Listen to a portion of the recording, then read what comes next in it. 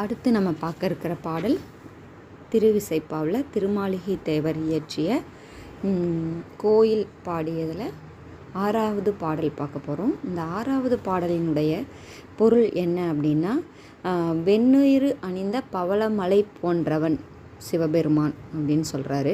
நிமிர்ந்து நின்ற நெற்றிக்கண்ணை உடையதான ஒப்பற்ற அக்கினி வடிவானவன் அப்படிங்கிறாங்க. அதாவது நெருப்பு போன்றவன் அப்படிங்கிறதையே வேறு விதமாக நெற்றிக்கண்ணை உடைய ஒப்பற்ற அக்னி வடிவானவன் அப்படின்னு குறிப்பிடுறாரு.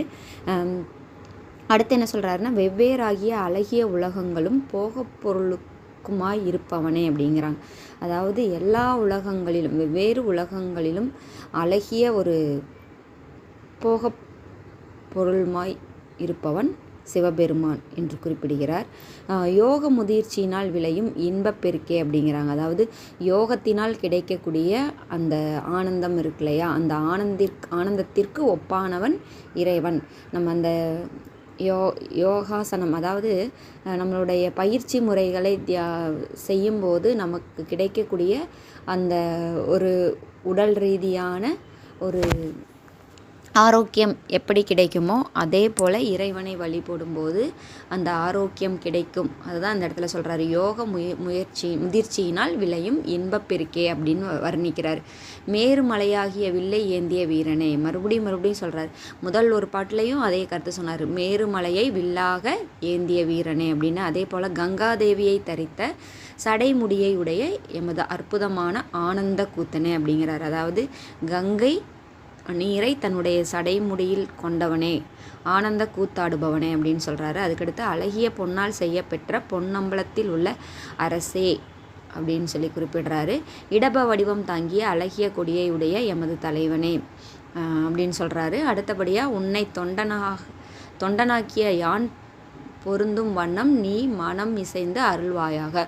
உன்னுடைய தொண்டனாக இருப்பதற்கே எனக்கு மனம் முகழ்ந்து அருள் புரிவாயாக அப்படின்னு சொல்லிட்டு அவர்கிட்ட வேண்டுவதாக இந்த பாடல் அமைந்துள்ளது. அடுத்த பாடல், எல்லாவித செல்வ வளங்களையும் தன்னகத்தே கொண்டுள்ள குபேரனுக்கு தோழனாக விளங்குபவனே அப்படின்னு சொல்கிறாரு. இன்பம் செய்பவனே, எந்த நேரத்திலும் அவனை நாடி வந்தவர்களுக்கு இன்பத்தை மட்டுமே அள்ளித்தரும் இயல்புடையவனே அப்படின்னு சொல்லி பாடுறாரு. சூழப்படையினை கையில் ஏந்தியவனே அப்படிங்கிறாரு. எப்பயுமே அழிவில்லாத தன்மையுடைய சிவபெருமானே அப்படின்னு சொல்கிறாரு.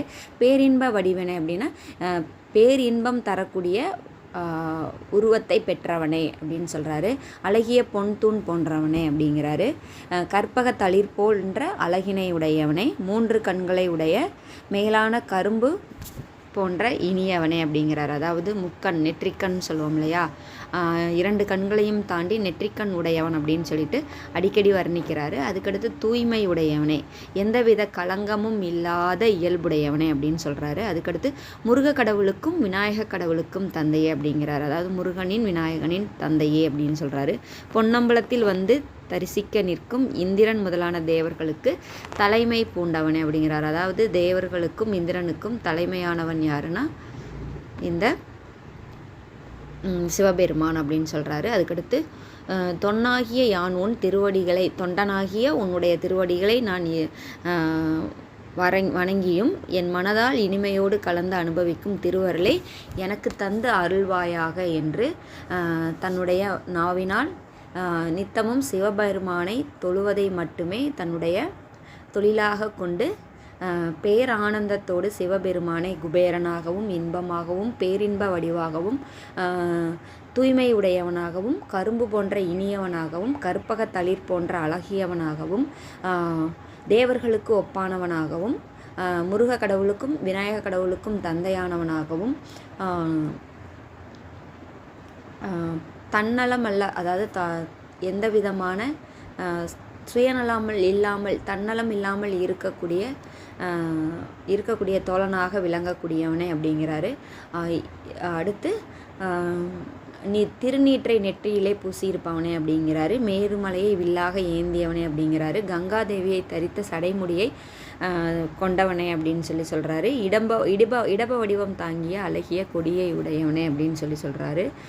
உன்னை இத்தனை சிறப்புகளை உடைய உன்னை தொண்டனாக நான் பெறுவதற்கு எனக்கு அருள் புரிய வேண்டும் என்று அவரிடம் வேண்டி பணிந்து கேட்டுக்கொள்வதாக இந்த பாடல்களை இயற்றியுள்ளார் திருமாளிகை தேவர். நன்றி.